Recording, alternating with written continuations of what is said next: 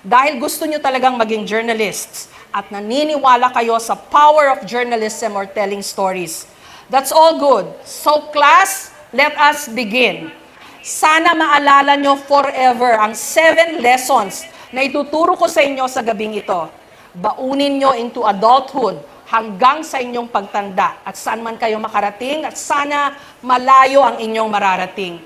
Lesson number 1, accuracy, facts. Yan ang bedrock o pundasyon ng profesyong ito.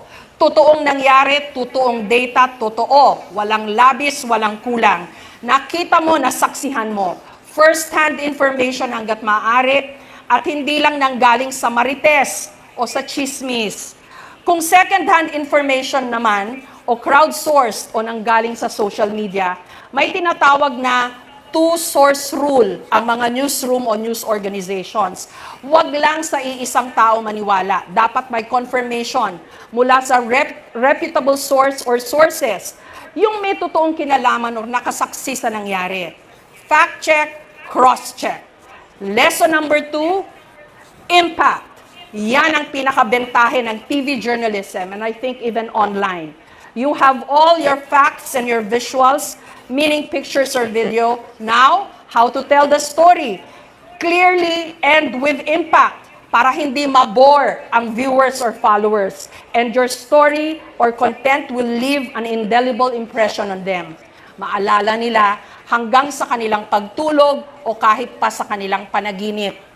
Effective storytelling is a key lesson. Yung iba, yung bang hindi nila basta-basta malilimutan. Ang dami-dami ng content ngayon sa TV and online. Billions. Your story or content should stand out and matter in a good way. Huwag naman yung unnecessary na buwis-buhay stunts or pranks like we see online. You also need to guard against sensationalism or tabloid journalism. Hindi dahil gusto nyong magka-impact ang inyong content ay you resort to sensationalism or exaggeration. Now, how do you know if your story or content has achieved impact? If it elicits a strong reaction or emotion. But again, please guard against sensationalism. Lesson number 3, content will always be king or queen.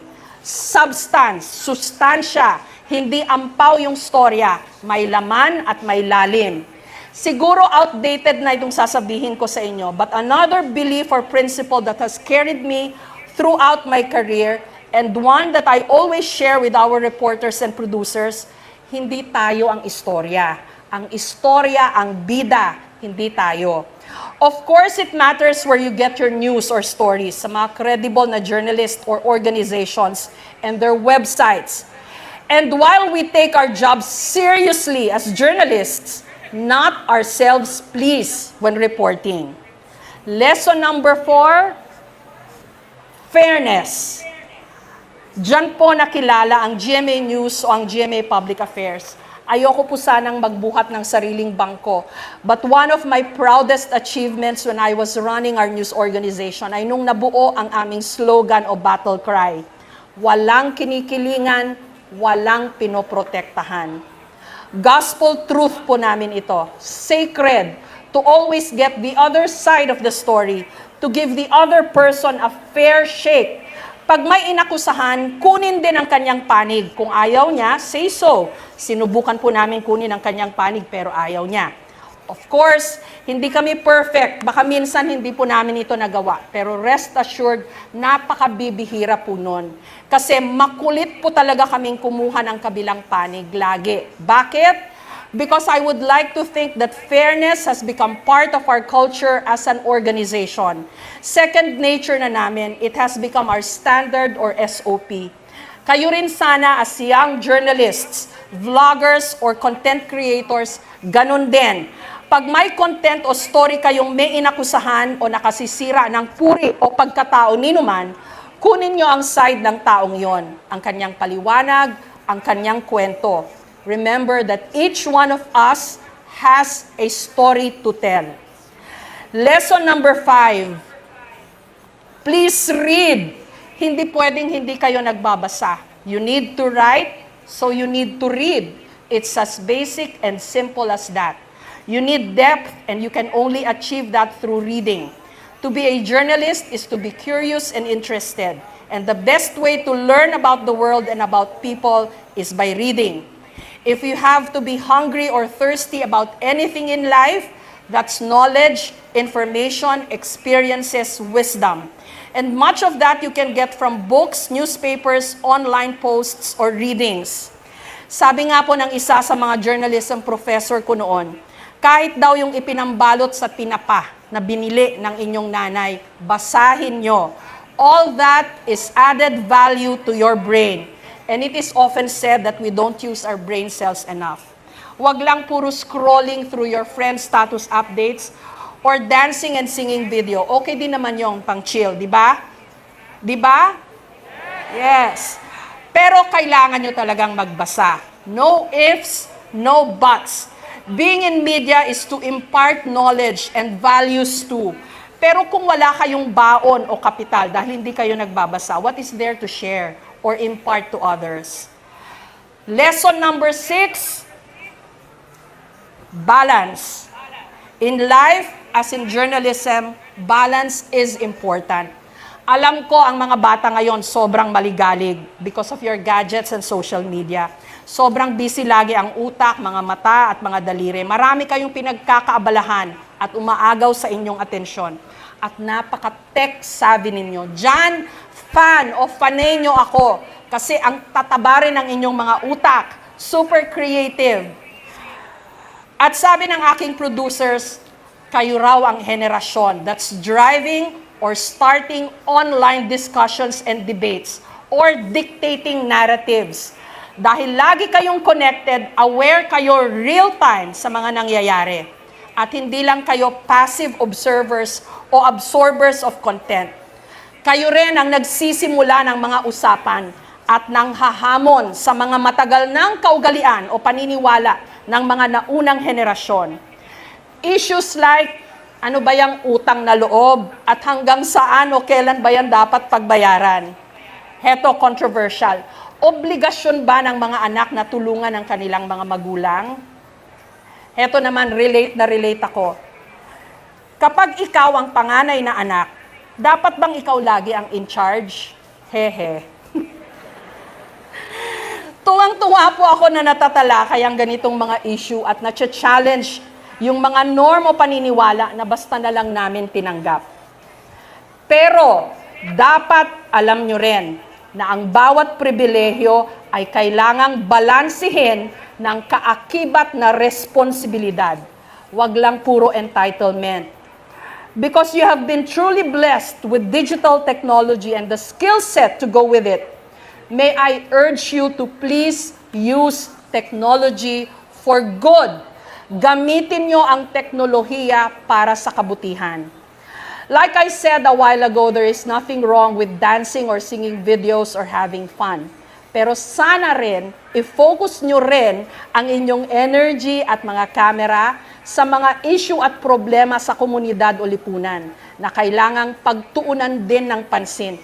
Intentional po yung pagdidiin sa rin at din. Lalo na kung ang nakasalalay, kaligtasan at kapakanan ng marami. Public health, welfare, safety, injustice, and syempre yung sa aking palagay ay siyang dahilan kung bakit sa ating bayang napakaganda at napakayaman, higit na marami pa rin ang mahirap.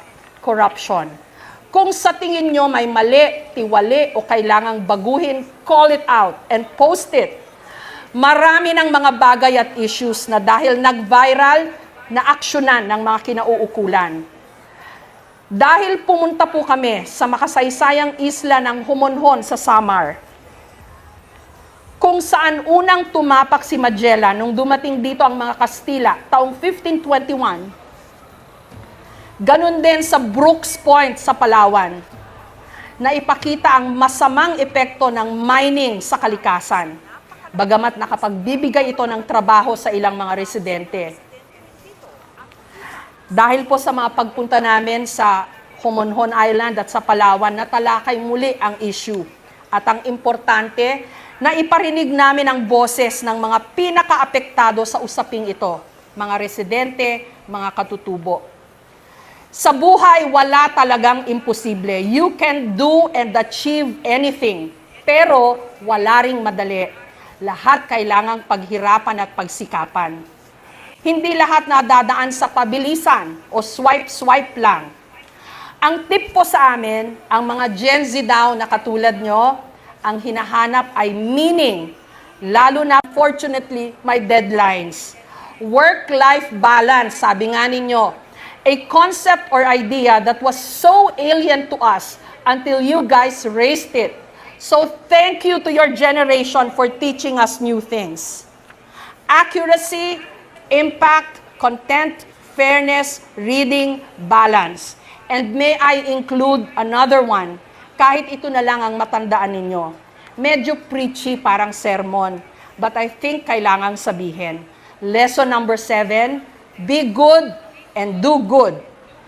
There is a very nice thing I read about the excellent NBA player or ball shooter, Stephen Curry, who I had the pleasure of meeting in 2018. And I quote, "Steph Curry is a great athlete and an even better human being." You even have a Bible verse in your shoes? Writing Philippians 4:13, I can do all things through Christ who strengthens me. My faith is huge in that respect because I know I'm here for a reason, and I try to hold myself accountable and lean on God to give me that energy, that inspiration, and determination to be consistent in everything that I do. Thank you about writing about women and for supporting us. It's an all-inclusive sport. It's something that is for men, women, boys, and girls. I think it was nice to give a voice to those that don't have the ability to speak for themselves. No bullying, no bashing. Criticize if you have to, but always on issues, not so much on personalities. No name calling, no body shaming, no below the belt attacks, no spreading nor sharing of fake news or wrong information. Being in media gives us some sense of moral ascendancy para rin po tayong moral compass ng bayan kung ano ang tama at mali. Kaya dapat maging mabuti. Alam ko hindi na uso ang mga hashtag, pero gusto ko lang din i-share ang isa pa sa mga pinauso kong battle cry o slogan sa GMA. Dapat tama. Let's wrote all 7 lessons I shared with you tonight with their keywords: accuracy, impact, content, fairness, reading, balance, and doing good. AICFRBG. Isa puso po natin. Maraming salamat po sa inyong lahat. Diyos ti Agnina. At dahil minsan lang po tayo magkakasama ng ganito, samahan niyo po akong mag-extra katulad ng ginagawa ko sa KMJS. Kasama po ang NSPC, ang National